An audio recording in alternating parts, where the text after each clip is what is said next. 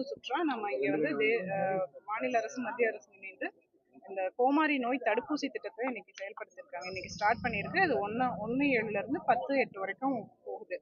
அதுல வந்து நம்ம டிஸ்ட்ரிக்ட்ல 2,70,000 கால்நடைகளுக்கு இந்த தடுப்பூசி போடுறோம். பெரிய மாடுன்னா ஒரு ஊசி போட்டு 6 மாசத்துல 2வது டோஸ். சின்ன கண்ணுக்குட்டின்னா ஒரு 45 நாள்லயே பூஸ்டர் கொடுக்கணும். இது வந்து முக்கியமா இந்த நோயால பக்கத்துல காற்றுல பரவுறதுனால பக்கத்துல வளர்ற மாடுகள் அது எல்லாமே பாதிக்கப்படுது. பால் குடிக்கிற கண்ணுக்குட்டியும் பாதிக்கப்படுது. அப்படிங்கிறதுனால இந்த தடுப்பூசி வந்து ரொம்ப அவசியம். அதனால கண்டிப்பா வந்து எல்லாரையும் 100% கவரேஜ் கொடுத்து போட சொல்லியிருக்கோம். அதுக்கான இன்னைக்கு ஆரம்பம். அதனால இன்னைக்கு ஆரம்பிச்சு வச்சிருக்கோம். 10/8 வரைக்கும் இது இருக்கும். முடிஞ்ச வரைக்கும் எல்லா கால்நடை வளர்ப்போரும் இந்த திட்டத்துல பயன்பெற்றுக் கொள்ளுமாறு கேட்டுக்கொள்கிறேன். நடமாடும் மருத்துவம், அந்த கால்நடை மருத்துவம் இருக்கு. அது ஏரியாக்குள்ள வந்து பார்த்தீங்கன்னா கிராமப்புறங்களில் வரதே இல்லை அப்படின்னு ஒரு குற்றச்சாட்டு இருக்கு. ஏதாவது ஸ்பெசிஃபிக்காக சொன்னீங்கன்னா பரவாயில்ல. நம்ம குறிப்பிட்ட அளவு எண்ணிக்கையில் தான் நடமாடும் மருந்து வச்சிருப்போம். அதனால ஒவ்வொரு ஏரியாவுக்கு ஷெடியூல் போட்டு கவர் பண்ணுவோம். அதிக கால்நடைகள் இருக்க ஏரியாவுக்கு ப்ரிஃபரன்ஸ் கொடுத்து போவோம். இந்த ஏரியாவுக்கு வந்து ரொம்ப நாள் ஆகுது. அந்த மாதிரி ஏதாவது இஷ்யூ பேசிஸ்ல சொன்னீங்கன்னா நம்ம அந்த ஷெடியூல் இருந்தாலும் ரீசெக் பண்ண சொல்லுவோம். எல்லா இடத்துக்கும் கவர் ஆகிற மாதிரி. திருப்பாளையம் பிற்கால 5000க்கும் மேற்பட்ட கால்நடை இருக்குமா, 20க்கும் மேற்பட்ட மெய்கால் புறம்போக்கு இருக்கு இடம். அதுல மேய்ச்சல் காலங்கள்லாம் அமைச்சு தர கால்நடைத்துறைக்கும் விவசாயத்துறைக்கும் கலெக்டர் மனு கொடுத்து இது வரைக்கும் நடவடிக்கை வந்து பாக்குறாங்க. அந்த இடத்துல அமைக்கிறதுக்கு எந்த நடவடிக்கை மற்ற ஊராட்சிகள் எல்லாம் பண்ணியிருக்காங்க. பண்ணா அதுல 100 நாள் வேலை செய்யறதுக்கும் கால்நடைகளுக்கும் விபத்து ஏற்படாம இருக்கிறதுக்கும் எல்லாத்துக்கும் நல்லா இருக்கும். பவுண்டு அமைச்சிருந்தாங்க, அதுவும் இல்லை. மெதூர் ஊராட்சியில மக்கள் அதுக்கு என்னமா நடவடிக்கை இருக்கு? எல்லாமே ஆக்கிரமிப்புக்கு இப்ப நோட்டீஸ் கொடுத்திருக்காங்க. ஆக்கிரமிப்பு ரிமூவல் ஃபர்ஸ்ட் ஸ்டேஜ்.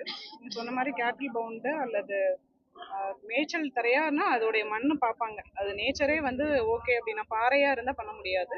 மண்ணோட நேச்சர் பார்த்துட்டு அதை டெவலப் பண்ணுவோம். கண்டிப்பா நடவடிக்கை. கிராம பொன்னேரி நகராட்சி மருத்துவ கால்நடை ஹாஸ்பிட்டலுக்கெல்லாம் டேரக்டரே போக மாட்டேங்கிறாங்க.